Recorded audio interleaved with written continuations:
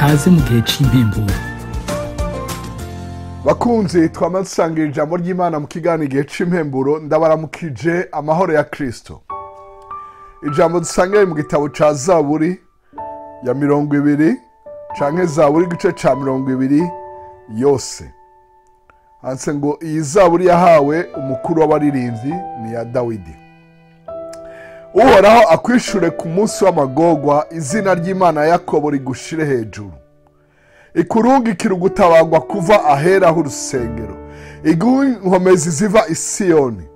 Yibuka amashikanwa yawe yose, yakira ikimazi cawe coshejwe. Sera. Iguhe ico umutima wawe wifuza, ishitse inama zawe zose, tuzovugishwa impundu n'agakiza kawe. Kandi kubw'izina ry'Imana yacu tuzokwerekana amabendera yacu. Uhoraho ashitse ivyo usaba vyose. None menye yuko Uhoraho akiza uwo yarobanuje amavuta, azomwishura ari mw'ijuru ryiwe ryera. Azomwishurisha ubushobozi bukiza bw'ukuboko kwe kw'iburyo. Bamwe bizigira imikogote, abandi bizigira amafarasi, ariko tweho tuzokwizigira izina ry'Uhoraho Imana yacu. Barunamye baratemvye, ariko tweho tuvuye hasi turemye. Uhoraho kiza umwami, kandi utwishure uko tukwambaje. Imana ishimirwe ijambo ryayo.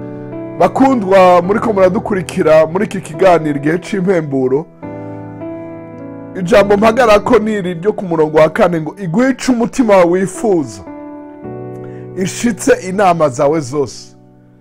Iyi Zaburi iraryoshe, mugabo nibukijwe uyu murongo yuko ataho udashobora kuguha ico umutima wawe wifuza. Uhoraho gusa, Imana ya Yakobo, haleluya, umuremyi wawe arabishoboye. Icambere kuko ashoboye vyose, icakabiri nuko akuzi, arazi ico umutima wawe wifuza, kandi arazi icohaza umutima wawe. Kuva umwana w'umuntu aremwa, Imana yaremye vyose, hanyuma iramuzana bwa nyuma, imuzana yamuteguriye vyose. Urashobora kwirukanka kw'isi yose, ukaronka amamiliyari yose abaho, ukagerageza kwiha ico umutima wawe wifuza, mugabo ntuzohazwa. Uhoraho wenyene niwe azi ico umutima wawe wifuza. Salomo, umwami w'umutunzi w'umunyabwenge, yagerageje kwiha ico umutima wawe wifuza cose, mbere ashikaho yiha abagore bashika ku 1000, abagore 300 n'incoreke 700. Ariko amaze kubiraba aravuga ngo vyose n'ubusa gusa.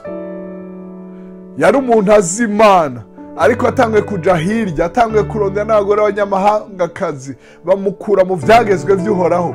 Ivyo biviramo Isirayeli gucikamo kabiri.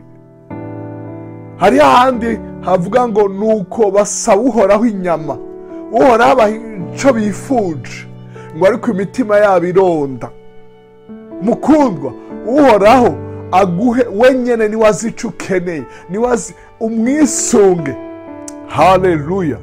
Ngo abandi bizigira ibindi, ariko wowe wizigira Uhoraho, wishimira izina ryiwe, akwishurisha ukuboko kwiwe k'ubushobozi, agutabare, agukiza amagorwa.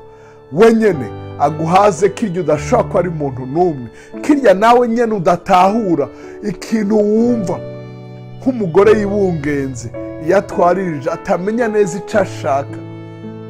Imana yonyene irazi ico ukeneye, iguhaze, ikugire neza, maze tuze tuvugishwe impundu n'agakiza kawe.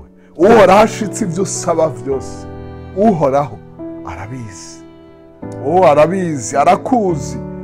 Umwanditsi wa Zaburi yavuze ngo urazi iremwa ryanje, urazi uwo ndiwe, urazi uko nabumbiwe mu nda ya mama, urazi niyo noja mu mwiza sinokwinyegeza harya, niyo noja aho umutwenzi userukira, naho nyene uriyo. Uhoraho uhabwe icubahiro. Imana ibahezagire, Imana ibagirire neza. Mwige kwisunga Uhoraho, murondere Uhoraho, mumunezererwe nawe azobaha ico umutima wanyu wifuza. Murakoze kudutega yombi, reka dusengere hamwe. Uhoraho Mana yacu, Mana agakiza kacu, Mana uzi iyicara ryacu riva hasi ryacu, turakwiyeguriye, turaguhaye ubugingo bwacu ngo ubuganze, uturongore mu nzira zo kugororoka, ushitse ibyo dusaba kandi uduhaze nkuko tukwambaje, kuko ni wewe iyo ubumbuye ikiganza uhaze n'ubugingo byose. Utugire neza, utubere Imana, natwe tukubera abahungu n'abakobwa. Urakoze mukiza mwiza, kumvise ugusenga kwacu kandi kubandanya kutugirira neza. Tubisenze mu izina rya Yesu Kristo, Umwami n'Umukiza wacu, amen.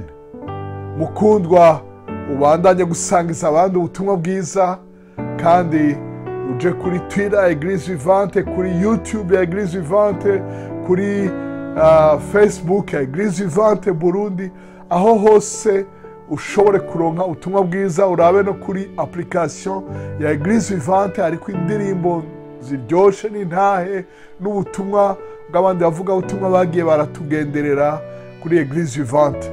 Imana ibahezagire, Imana ishitse ivyo musaba byose, kandi haze ivyifuzo by'imitima yanyu, kuko irabishoboye. Umunsi mwiza, umurango mwiza, umugoroba mwiza, ijoro ryiza, aho muherereye hose mu bice bine vy'isi. Murakoze.